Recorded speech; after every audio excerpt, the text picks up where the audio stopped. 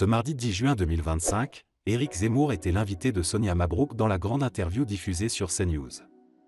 Un face-à-face de près de 30 minutes qui a mêlé débats explosifs, clashs verbaux et propos sans filtre, comme le leader de Reconquête en a l'habitude. Et le moins qu'on puisse dire, c'est que l'ancien candidat à la présidentielle n'a pas mâché ses mots, quitte à mettre son interlocutrice dans une position inconfortable. Alors que Sonia Mabrouk tentait de nuancer les termes utilisés par Éric Zemmour concernant l'islam et l'islamisme, celui-ci l'a coupé sèchement, je vous lis. J'ai compris que nous avions un désaccord et que vous étiez froissé par mon rapprochement entre islam et islamisme. Une remarque qui n'a pas manqué de surprendre la journaliste, réputée pour son sang-froid. Cette dernière a alors rétorqué, avec fermeté, ce n'est pas mon rôle d'être froissé, je suis là pour poser des questions. Un moment de tension palpable, révélateur du fossé idéologique entre les deux intervenants, et qui n'a pas échappé aux téléspectateurs. Éric Zemmour en a aussi profité pour dénoncer l'inaction policière lors des débordements survenus après le sacre européen du PSG. La police n'a rien fait. Et pourquoi? Parce qu'elle a reçu l'ordre de ne rien faire.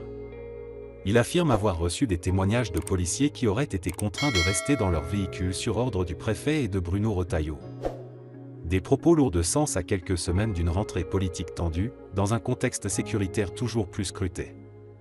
Zemmour n'a pas épargné Emmanuel Macron, qu'il accuse d'utiliser un langage révélateur. Il a employé le mot « brainwasher », c'est le langage de la mondialisation, et « champion », mon frère, le langage des banlieues, des racailles. Selon lui, le président de la République incarnerait à la fois le discours des élites mondialistes et celui des zones de non-droit, ce qu'il considère comme une dérive inquiétante du pouvoir. Cette séquence coup de poing a attiré 576 000 téléspectateurs, soit 17,1% de part de marché, un score remarquable pour cette tranche horaire. CNews s'est même classée deuxième chaîne nationale, battant largement ses concurrentes directes comme BFM TV.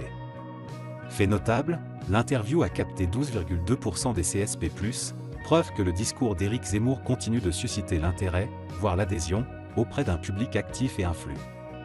Ce face-à-face musclé entre Zemmour et Mabrouk illustre une fois de plus à quel point le débat politique français reste électrique.